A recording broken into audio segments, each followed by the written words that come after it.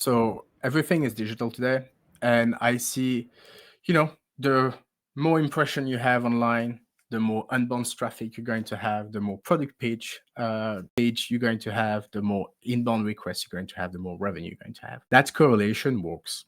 So then like your job is, and what is great is looking at this is that you split the funnel. So in modeling, it's when you build a model, you'll find out that it's always very difficult to target something that is very much in the future. And so if you split the funnel, you make it easier. It's a bit like if you go to a shooting range, it's easier to shoot a target at 5 meters than at 10.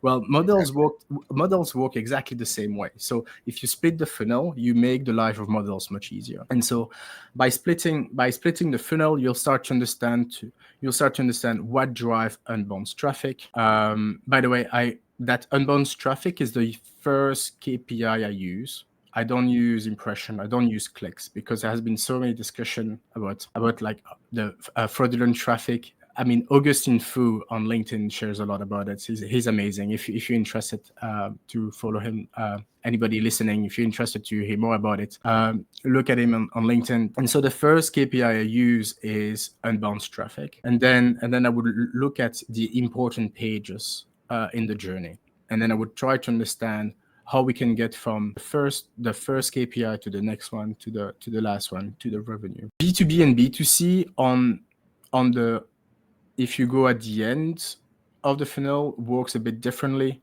because B2B, there is a lot of things happening once the opportunity is open, and you can influence a lot the decision after the opportunity is open.